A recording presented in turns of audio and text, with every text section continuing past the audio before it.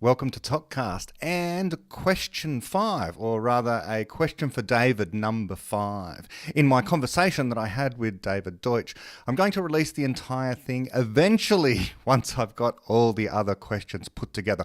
I like doing it an episode at a time because I've been, well, let's face it, inspired by Naval to do so. Today I'm asking David about one of my favourite topics, which is optimism about human beings. The contrast between the way in which the David Deutsch worldview, the worldview presented in The Big Infinity, contrasts with so much of what passes for serious intellectual discussion about the place of people on our planet and in our cosmos. Surprisingly, perhaps, being pro-human isn't popular. I don't just mean in the sense that it's not common, it's certainly not the majority opinion. I also mean it isn't popular in the sense that people will get quite emotional, negatively emotional, if you make the case that people are special. It's a curious kind of spiritual as well as philosophical inversion. It used to be the case, of course, that human beings thought they were the centre of the universe. Not just physically, but philosophically and theologically. The entirety of the cosmos was put there for us, in a sense. We are the reason the universe exists. The three big monotheisms, Judaism, Christianity and Islam, teach, or at least taught, to some extent, some version of this. To a lesser extent, other religions, to the extent they teach magical thinking, just as monotheistic religions do, also teach some version of the "you are special" lesson. This is, it should be said, a good thing in the main. The underlying motivation is good. Religions are vast collections of ideas, of memes in fact, and while many of the ideas are false, or what we might call poor explanations, when there are good explanations actually on offer in many cases, some of the underlying motivations for religion exist to give people direction in their lives, especially when things might seem hopeless or without direction or without point. In other words, they provide some answer to nihilism, to the nameless void. Friedrich Nietzsche, it is known, wrote that famous quote, "If you gaze long enough into an abyss, the abyss will gaze back into you," which is frightening taken seriously. In other words, if you take too long thinking about the pointlessness of life, the abyss, you will eventually find that pointless abyss, that void, and it might fill you up. What is often not quoted in that particular quip is the sentence that comes immediately prior. So I quote again from Nietzsche, quote, "Whoever fights monsters should see to it that in the process he does not become a monster," end quote. Which is to say, if one devotes their time to combating bad ideas, one should be careful not to become a vessel for them. This is the purpose, therefore, of religion. It is not supposed to be solely a critical exercise of pointing out everything that's bad. It's supposed to give you positive content, something that is good to replace what might otherwise be the void in your life or the bad ideas that could fill up your mind. It is not supposed to be a purely critical, condemning exercise. One is not supposed to go around condemning others for their sins. One is not supposed to be pointing out all the evils in the world constantly. Jesus Christ got there before Nietzsche, of course, with, paraphrasing, "Whoever is without sin, cast the first stone." Or, "Remove the log from your own eye before being concerned with the speck in your brother's."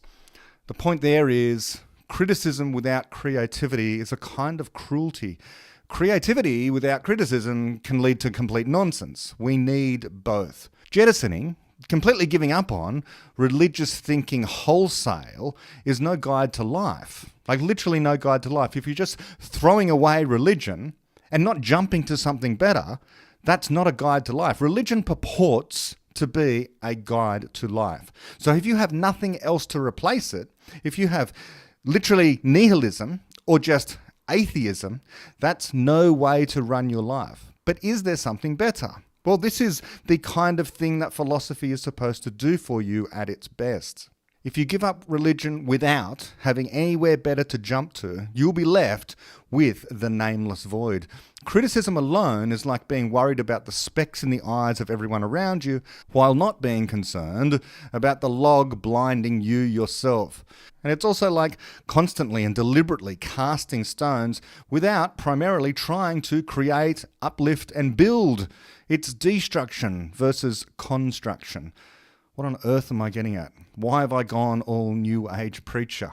Because I think that there has been a turn in the last few decades, in particular in philosophy, in intellectual circles, towards the critical, leaving us with nothing but the nihilistic, with little thought for what might replace what has been refuted. The analogy to physics is appealing here. Whenever anyone says some observation does not fit with Einstein's relativity, which is the prevailing theory of space and time and motion and gravity, that kind of thing, people jump to, especially in the popular media, so Einstein has been proved wrong, or shown wrong, or something like that. The problem with this is that if indeed some experimental result did not agree with Einstein's relativity, then what? Then what? Is it true that the beautiful theory would be slain by an ugly fact? Or as Feynman said, if it disagrees with experiment, it is wrong. That it's all there is to it. Sadly, even in the case of Feynman there, taken very narrowly, that's wrong. The fact is that the only way to replace an idea, or to show an idea is wrong, is to have another idea there waiting in the wings to replace it. You need at least two ideas. The purpose of the observation or the experiment is to rule out one of them, leaving you with another. You can't have the single only idea that you have guiding yourself, whether it's in science or anywhere else, being refuted and leaving you with nothing, leaving you with nihilism in that area, a void, the abyss. We always need to be improving, making progress. And progress does not only come by criticism. It comes by creativity as well, via a positive vision about how we improve our ideas. And this is true in science. We know how it works in science via experimental refutation. But more broadly, when we think about something grand, like the place of people in the cosmos, we can't simply say people are no longer the center of the universe and are just inhabiting the outer suburbs of a very typical galaxy, and therefore we are irrelevant to the rest of the universe, making us feel as though we don't have a particular place in the universe. We need somewhere better to jump to.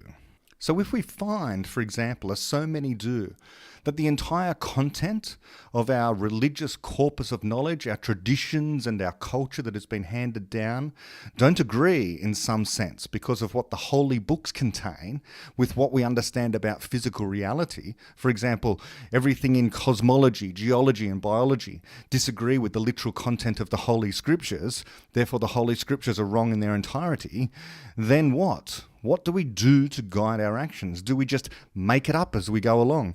Can we then create without criticism? Over the last few decades, as I was saying, there has been an especially vociferous turn in intellectual circles of rejecting God and then rejecting all of religion, and that includes the notion that people are at the center of anything in particular, that we are not special and that the earth is not. But is it true that just because physical cosmology tells us that the universe is 13.7 billion years old, thus refuting the claim that it wasn't all created in 7 days, or 5,340 years, pick your religious cosmological theory, or that we know that the earth is not the center of the universe, that therefore people are not important, or special, or as I like to say, cosmically significant? People today will praise and hold sacred almost anything but people. They will devote their lives to movements, regard the inert environment as something worth dying for, all the while complaining that people are evil or condemned or that life is pointless ultimately. Nietzsche might say they've been staring into the abyss and the abyss has stared back. They fight monsters only to become a kind of monster themselves. Of course, the truth is that it's all just ideas. People are not monsters. They are people. People have ideas. They are not filled with a void or filled with the abyss, but they are filled with ideas. And some of those ideas can be bad ideas. Ideas, for example, that regard people as bad, that people are a scum, for example. I asked David about this, broadly speaking, in an especially redundant way, as you'll hear, and which I'll have just a little bit more to say about afterwards. That would bring me to my next question. Describing people, for example, as chemical scum might be a very loose way of understanding what people are, but Hawking did it, and you have an excellent refutation of this claim that Stephen Hawking did make, which seems to be the reasonably scientific way of understanding our place in the universe. He said that we are just a chemical scum on the surface of a typical planet orbiting a typical star and so on. But you say this place is not typical, is it? In what sense isn't it typical? I think the description of humans as a chemical scum on Earth is not accurate in the problem situation in which Hawking used that term. We are certainly made of chemicals, but so is the rest of the Earth, and so is all other matter in the universe. So to single us out as a scum in these, if you're going to take these terms in the context of trying to describe something purely in reductionist terms of their constituents, then it is simply false to add a pejorative term. That pejorative term comes from a different problem situation, and a different vocabulary is needed. It would be enough to say we are chemicals like everything else in the universe. Hmm. And then you see that it would be silly to call the Earth a chemical scum, or the sun, or the solar system, or the Milky Way galaxy as a chemical scum, though in the sense in which we are, it is too. Hmm. So we are a very special kind of chemical. But then Yes.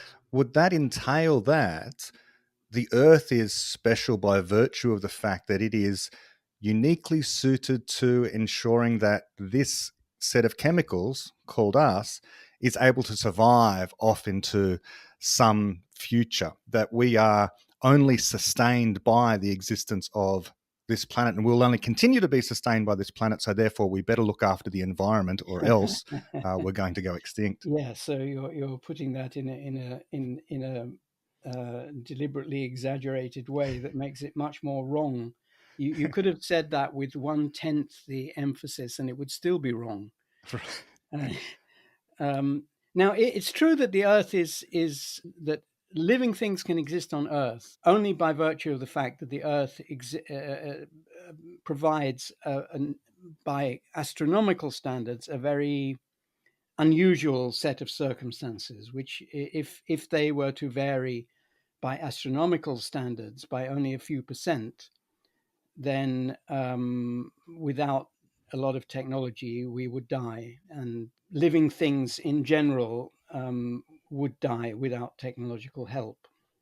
But that doesn't at all mean that the Earth is adapted to human existence, or even to life, but especially to human existence, Hmm. very accurately. It would be more true to say that the Earth is barely suitable for life. Hmm. It provides a relatively stable temperature and sunlight, and living things manage to use that, even though it's not very conveniently provided, and that took it hundreds of millions of years to work out. And the rest was provided by life itself, and most of the rest, as far as humans go, was provided by humans. Hmm. There are very, very few places on Earth that humans can live comfortably without technology. That is, without ideas provided by them and not provided by the Earth. So I don't know, maybe some South Sea islands with suitable coconuts or whatever they have there. And even that would be a trap, because we are so constituted that if we did live in such an environment for some generations, our numbers would increase to the point when where we were living in misery again. Mm.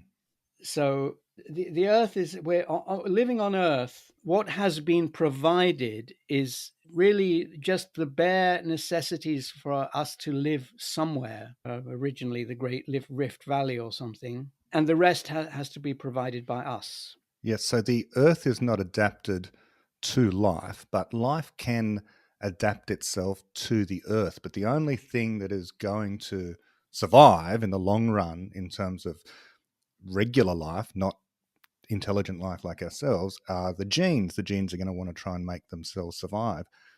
And the animals won't care, or the other species don't have this concept of caring into the infinite future about their own survival. However, we do. So we want to adapt ourselves to the earth in some way, or if not the earth, then something far larger. We want to adapt ourselves to the universe in which we find ourselves. And the one thing that enables us to do that is, of course, solving our problems continually to create the knowledge in order to enable us to do so. So there we have it. You heard David there say that one of my questions could have been said with 1/10 the emphasis, and it would still be wrong.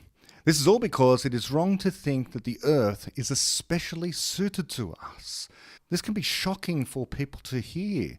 But David likes to use the example of Oxford, for example, where he lives, is not suitable for human existence.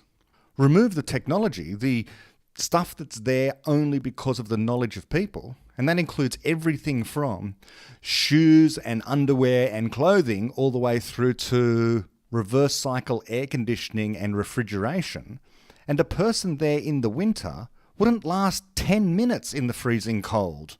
People are fragile, and the only way we can get by is in an environment that we construct around ourselves.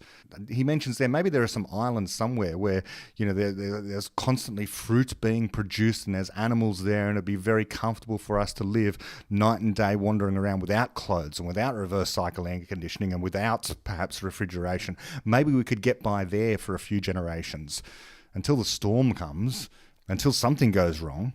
The only reason we're able to survive ongoing on this planet is because of our knowledge, our technology. We make places here on Earth that are otherwise completely inhospitable, hospitable. In Australia, the nation is essentially a desert. Well, not entirely, but largely a desert. And if we didn't have dams, for example, collecting the rainwater, we'd quickly die of thirst. There's no way we could support the almost 25 million or 30 million people that we have here on this extremely dry continent. Repeat for every other continent around the world as well.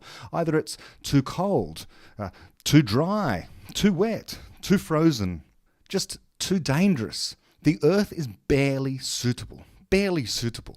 And because we are able to make it increasingly more and more suitable, more and more friendly to humans, human friendly, we can do likewise with the rest of the cosmos. We've already done it in outer space. We've already made the vacuum of space, where the International Space Station is, hospitable to some extent. We can continue to do that. We could do that on the moon. We could do that on Mars. And eventually we spread out throughout the solar system, the galaxy, the local group of galaxies, and the universe. But it takes lots more knowledge to create the technology in order for us to do that. We've done it here. Let's keep doing it off into the infinite future. People are unique. We are special. We are the thing that makes the world worth living in and possible to keep on living in. Until my next question with David, or my next episode. Bye-bye.